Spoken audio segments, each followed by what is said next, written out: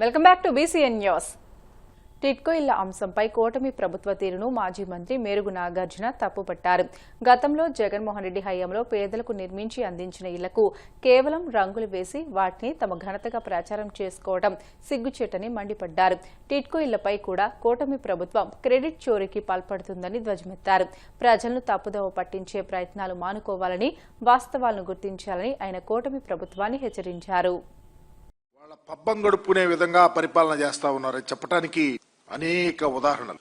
ఈరోజు రాష్ట్ర వ్యాప్తంగా టిడ్కో ఇళ్ల పట్టాలు ఇస్తున్నామని గౌరవ ముఖ్యమంత్రి గారు వెళ్ళేమో నాయుడుపేటలో, మిగిలిన చోట్ల జిల్లాల్లో వాళ్ళ వంగమాగేతులు ఈరోజు పట్టాలు ఇస్తామని చెప్తా ఉంటే ఇది ఎంత దారుణమో.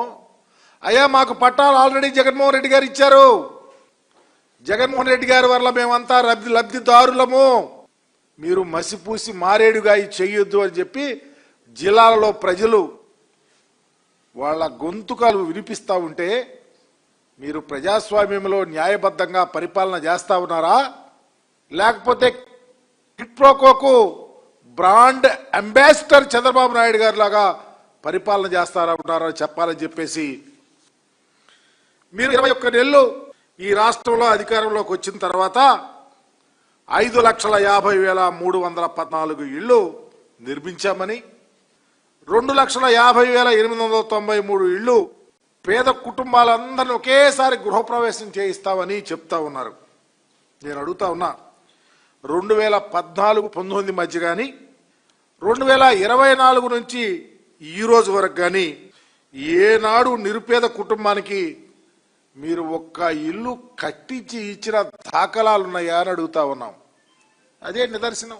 ఏమి లేకుండా నిస్సిగ్గుగా వైఎస్ఆర్ కాంగ్రెస్ పార్టీ అధికారంలో గౌరవ ముఖ్యమంత్రిగా జగన్మోహన్ రెడ్డి గారు ఈ రాష్ట్ర ప్రజలకు ఆయన గొప్ప ఆలోచనలతో ఇళ్ల స్థలాలు, ఇళ్లు కట్టిస్తే వాటిని మేం చేస్తున్నామని చెప్పేసి ఈరోజు ప్రజలను మభ్యపెట్టాలని చూడటం ఎంతవరకు సమంజసమని అడుగుతా ఉన్నా. ఈరోజు ఏ ఊరికి వెళ్ళినా జగన్మోహన్ రెడ్డి గారు ముఖ్యమంత్రిగా ఉంటే నాకు ఇల్లు లేదని చెయ్యెత్తితే ఈ రాష్ట్రంలో ఆ చెయ్యి అలాంటి వాళ్ళు ఎవ్వరూ లేదు అని చెప్పకూడదు గొప్ప ఆలోచనతో దరిదాపు రాష్ట్రంలో మున్నెన్నడూ లేని విధంగా రాష్ట్రంలో నిరుపేదలకు 31,832 కోట్ల విలువైనటువంటి 71,811 ఎకరాలను సేకరించి వాటిలో 25,374 ఎకరాలను కొని దాదాపు 11,343 కోట్ల రూపాయలు ఖర్చు చేసి ఈ రాష్ట్రంలో నిరుపేద గూడు లేనటువంటి వారికి గూడు ఏర్పాటు చేయాలని, ఇళ్ల స్థలాలు, ఇళ్ళు కట్టించి ఇవ్వాలన్న గొప్ప ఆలోచనతో జగన్మోహన్ రెడ్డి గారు పనిచేస్తే ఆనాడు కాలనీలు కాదు ఊళ్ళో తయారైనవి. ఈరోజు వెళ్ళండి, సాయంత్రం పూట 6 గంటల తర్వాత లైట్లు వేస్తూ ఉంటారు. ఈ రాష్ట్రంలో ఏ ఊరు వెళ్ళినా, ఏ ప్రాంతం వెళ్ళినా, మారుమూల ప్రాంతం వెళ్ళినా ఆ లైట్లు ఏ తీరు చూస్తే ఇది ఒక పట్టణం, ఇది ఒక ఊరు.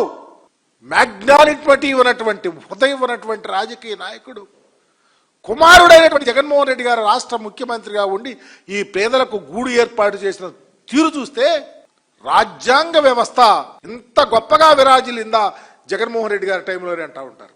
ఎందుకంటే ఈ రాష్ట్రంలో ఇళ్లు కట్టించేటప్పుడు అసలు జంగిన్ క్లియరెన్స్ కానీ, డ్రైనేజ్ కానీ, ఎలక్ట్రిసిటీ కానీ, మంచినీటి సదుపాయం కానీ పక్కాగా ఏర్పాటు చేసి అసలు అలాంటివి చేయడానికే దరిదాపు 32,900 కోట్లు క్లియరెన్స్ చేసినటువంటి గొప్ప మనసున్న ముఖ్యమంత్రిగా జగన్మోహన్ రెడ్డి గారిని ఈరోజు దరిదాపు ఇళ్ల స్థలాల మార్కెట్ విలువ 75,000 కోట్ల రూపాయలు, ఒక వ్యక్తికి ఇచ్చి ఇంటి విలువ దరిదాపు 20 లక్షల రూపాయలు ఖరీదు చేసే అవకాశం కల్పించినటువంటి పరిస్థితి వైఎస్ఆర్ కాంగ్రెస్ పార్టీ అధికారంలో ఉన్నప్పుడు ఉంటే మీరేమో మోసం, దగ, పచ్చి మోసం ఏదో అనుకుంటారు.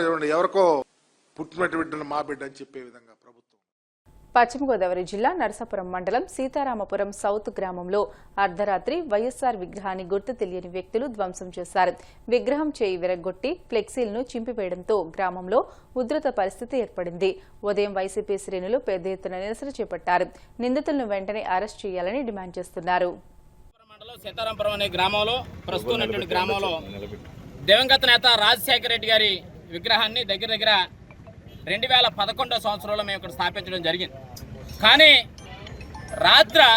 రాజశేఖర రెడ్డి గారి విగ్రహాన్ని ఒక పక్కన ఇరిచేయటం, అలాగే ఎదురుగొండగా ఉన్నటువంటి మాజీ సీఎం గారు జగన్మోహన్ రెడ్డి గారి చిత్రపట బ్యానర్ని గుర్తు తెలియనటువంటి వ్యక్తులు చింపేయటం జరిగింది.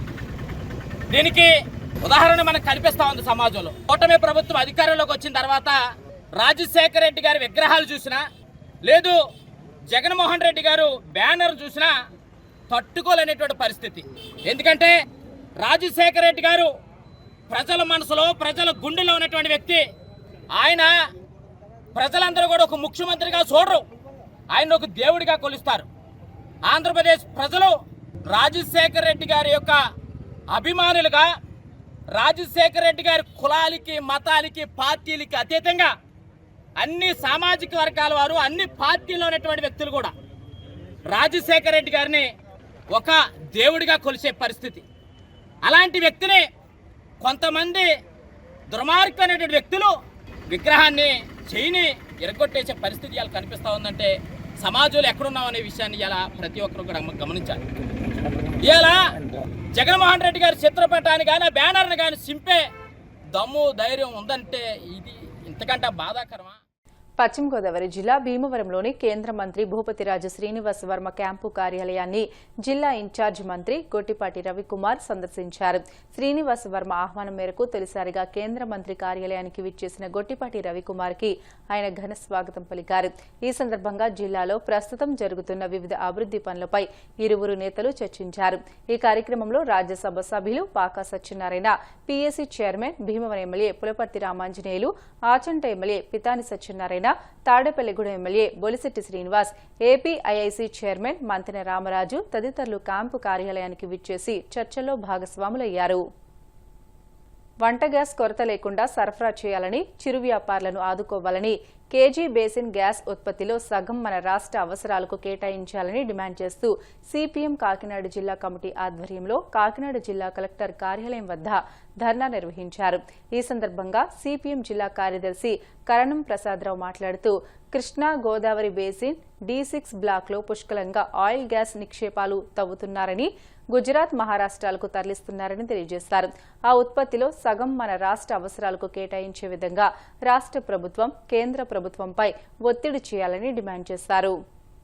ఇటీవల కాలంలో ఏదైతే అమెరికా ఇరాన్ని ఆక్రమించే ఉద్దేశంతో సృష్టించినటువంటి మొత్తం ప్రపంచ సంక్షోభంలో భాగంగానే మన కాకినాడ ప్రాంతం, మన జిల్లా, అలాగే మొత్తం తెలుగు రాష్ట్రం అంతా కూడా ప్రజలకి నిత్యావసరమైనటువంటి ఈ గ్యాస్ ఏదైతే ఉందో ఇది తీవ్రమైనటువంటి ఇబ్బంది కలిగిస్తూ ఉంది. ఒక పక్క చిరు వ్యాపారులకు కూడా ఈ అందాల్సినటువంటి గ్యాస్ని అందించకుండా ప్రభుత్వం కొన్ని షరతులు పెడతా ఉంది. అందుచేత ఏదైతే మన ప్రాంతంలో ఈ గ్యాస్ ఇక్కడి నుంచి కాకినాడలో ఉన్నటువంటి గ్యాస్ని అటు గుజరాత్ కానీ మహారాష్ట్ర కానీ తరలించుకుపోతూ ఉన్నారు. కానీ న్యాయంగా ఎక్కడైతే ఈ భూమి నుంచి ఖనిజాలు భూమి నుంచి బయటకు తీస్తున్నారో అవి స్థానిక ప్రాంతాల యొక్క అవసరాలు తీరి వాళ్ళ యొక్క సౌకర్యాలు వచ్చిన తర్వాత మాత్రమే ఇతరులు తీసుకెళ్ళాలి. కానీ లాభాలు ఎక్కడ వస్తాయో అక్కడ అమ్ముకునేటువంటి ఉద్దేశంతో అదాని అంబానీల నాయకత్వంలో ఈ నిక్షేపాలన్నింటినీ కూడా దోపిడీ చేయడం జరుగుతుంది.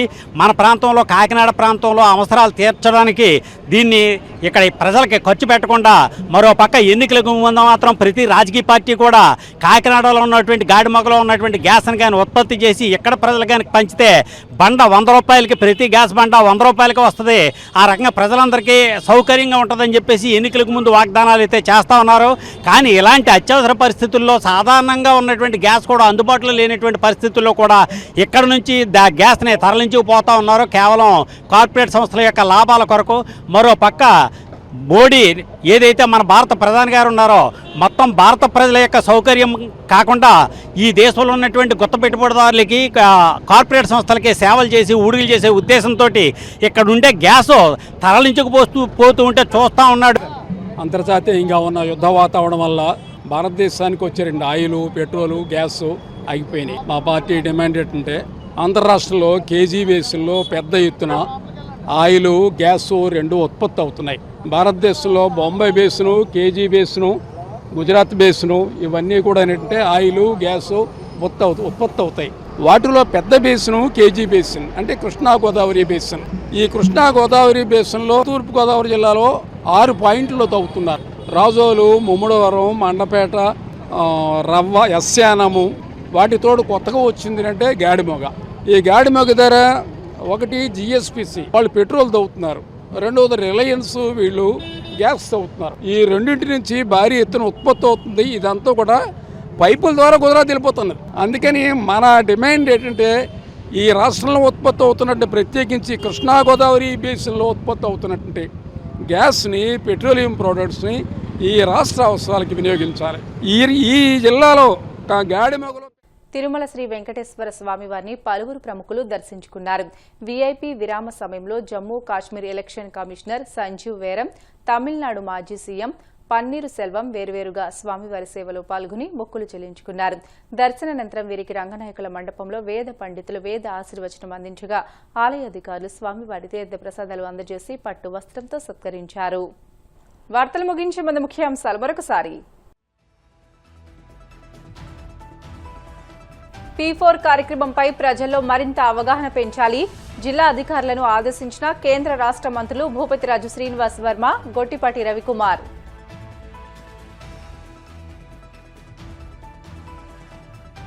బాపట్ల జిల్లా అమృతలూరు గ్రామంలో ఘనంగా P4 వార్షికోత్సవ వేడుకలు. పేదరికం లేని సమాజమే కూటమి ప్రభుత్వ లక్ష్యమన్న ఎమ్మెల్యే నక్క ఆనందబాబు. జగన్ హయాంలో ఇచ్చిన ఇళ్లకు రంగు వేసి తమ ఘనతగా చెప్పుకోవడం సిగ్గుచేటు. కూటమి ప్రభుత్వంపై నిప్పులు చెరిగిన మాజీ మంత్రి మేరుగు నాగార్జున.